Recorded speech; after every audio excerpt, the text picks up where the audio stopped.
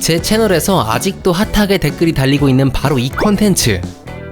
그래서 이번엔 캡틴 아메리카에 필적하는 아이언맨 슈트를 총정리할까 했었는데 이미 다른 인기 유튜버 분들이 깔끔하고 재미있게 정리해놓은 콘텐츠가 많아서 그만 아이디어를 접으려고 했습니다. 그렇지만 이대로 포기할 수 있을까 싶어 난 다른 것을 하고야 말 테다 라는 의지에서 제작한 이번 콘텐츠는 현역 미군 장교이자 아이언맨 토니 스타크의 절친인 제임스 로드 중령, 즉 워머신 슈트에 대해서 놓치는 부분이 없도록 낱낱이 파헤쳐 보도록 하겠습니다. 그 전에 여러분들의 좋아요, 구독, 알림 설정이 제 채널을 유지해 나가는데 너무나도 큰 도움이 된다는 점, 그러니까 좋아요, 구독, 알림 설정 한 번씩만 눌러주세요. 제발. 지금부터 워머신의 모든 슈트 총정리 시작합니다.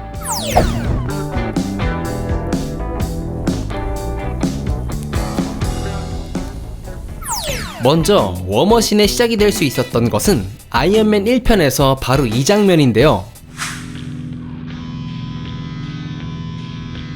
Next time, baby.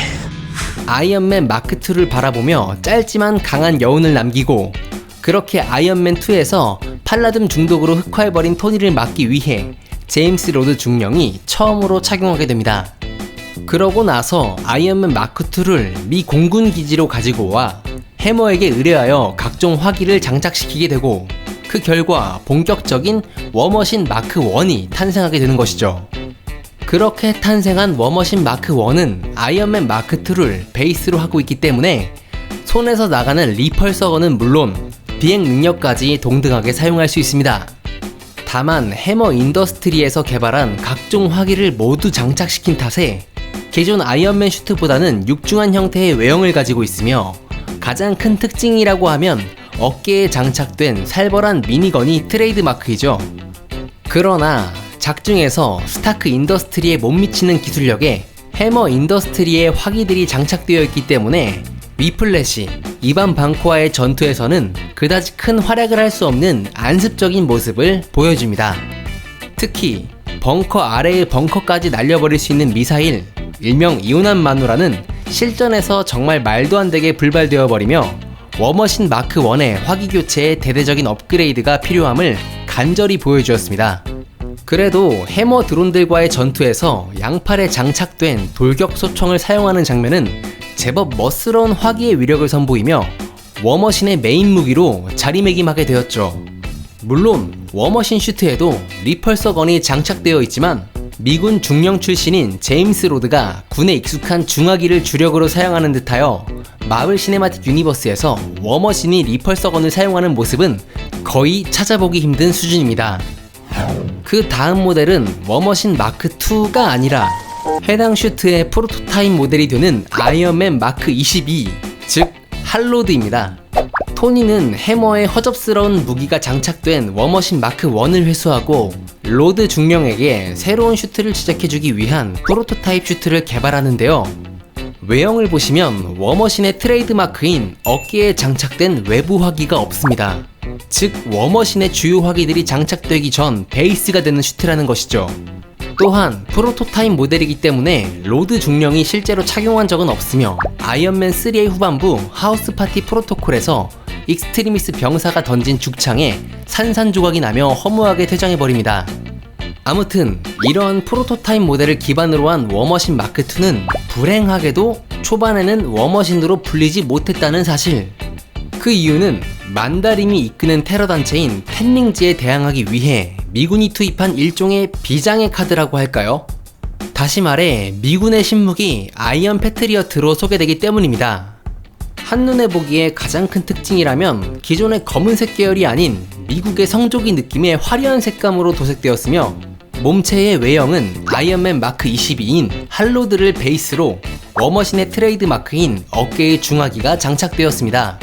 또한 토니가 만들었기 때문에 스타크 인더스트리의 믿음직스러운 무기들이 슈트 내부에 장착되었다는 것은 강력한 장점이겠지만, 다만 워머신 마크1과 별반 다를 것 없는 화기 구성으로 별도의 특수화기에 대한 업그레이드는 없는 것으로 보입니다.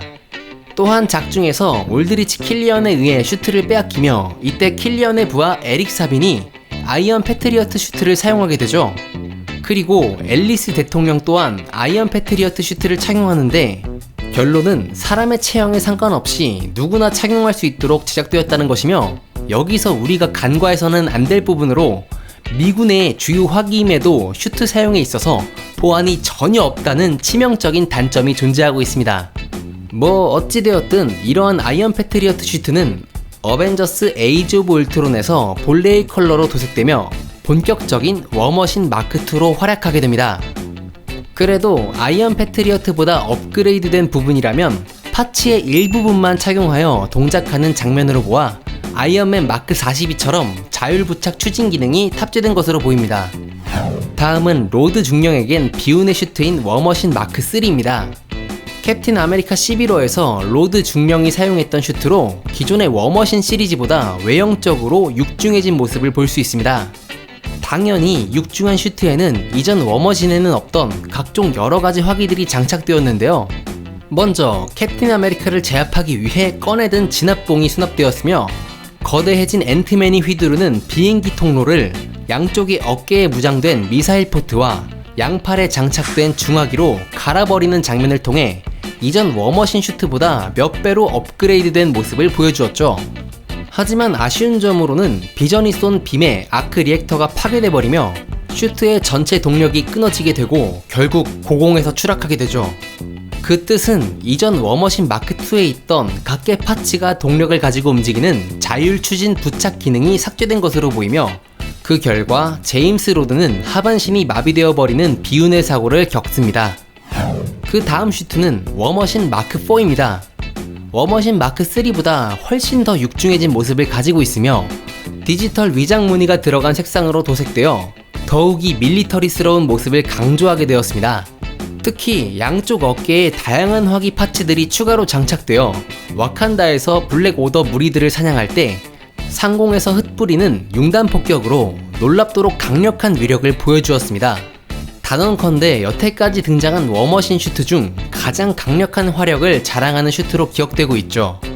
그러나 타노스의 인피니티 건틀렛 앞에서는 단숨에 찌그러지는 안타까운 모습을 보여줍니다. 다음은 워머신 마크5입니다만 우리는 이 슈트를 영화에서 절대 찾아볼 수 없었습니다.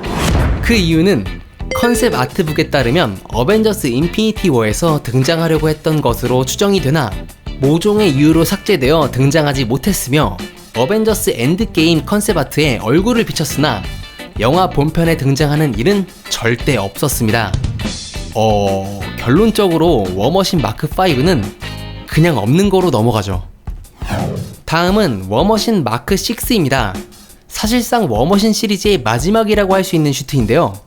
기존 워머신 마크 3와 마크 4에서 보여준 육중한 모습은 사라지고 다시 워머신 마크 2처럼 슬림한 모습으로 변화했습니다.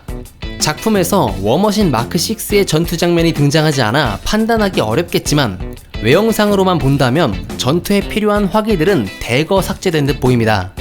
다만 워머신 마크 6에는 시간 강탈 작전을 위한 팀 슈트의 기능이 들어가 있다는 것이 가장 큰 특징이죠. 하지만 타노스의 함대의 공격을 받아 어벤져스 HQ가 붕괴되면서 슈트도 함께 고장나 버리게 되는데요. 결국 제임스 로드 중령은 긴급 탈출을 하게 되며 그렇게 워머신 마크 6는 큰 활약 없이 퇴장합니다. 드디어 제임스 로드 중령의 마지막 슈트인 아이언 패트리어트 마크 2입니다. 타노스의 함대로부터 공격받아 워머신 슈트가 망가져버리게 되는데, 이때 함께 지하로 스몰되었던 앤트맨의 배경 모습에 아이언 패트리어트 마크2의 모습이 살짝 보이며 떡밥을 던지게 되죠. 사건 정황상 로드 중령의 구조 요청 신호를 받고 크기를 줄여서 전달해준 것으로 예측됩니다. 그렇게 미국 성조기 느낌이 물씬 풍기는 아이언 패트리어트 마크2 슈트를 착용하고 타노스와의 최종 결전을 벌이지만 작중에서는 날아다니는 장면만 있을 뿐 아쉽게도 육중한 화기의 사용 장면이나 그 위력들은 담겨있지 않습니다. 때문에 슈트의 크기로만 봐선 이전 워머신의 모든 슈트를 포함해 가장 육중한 크기를 자랑하고 있는데요. 슈트의 크기는 화기 장착 개수에 비례할 것이라는 가정하에 로드 중령이 착용한 슈트 중 가장 강력한 슈트일 것이라는 예측이 됩니다. 그런데 왜 또다시 아이언 패트리어트 슈트가 등장했을까요? 아이언맨 3에서도 토니와 로드는 아이언 패트리어트란 명칭을 좋아하지 않았는데요. 하지만 다시 아이언 패트리어트 슈트를 만들었다는 점이 여전히 수수께끼로 남는 것 같습니다. 여기서 잠깐 특별 이벤트 하나 진행하겠습니다. 어벤져스 엔드게임에서 토니가 아이언 패트리어트 마크2를 제작한 이유에 대해 가장 그럴듯한 답변을 댓글로 작성하여 최다 좋아요를 받은 한 분을 선정해 제가 지난번 덕분에 챌린지에서 선보인 팀슈트 후드 집업을 선물로 드리겠습니다. 여러분들의 많은 관심과 참여 부탁드리오니 지금 당장 댓글 남겨주세요.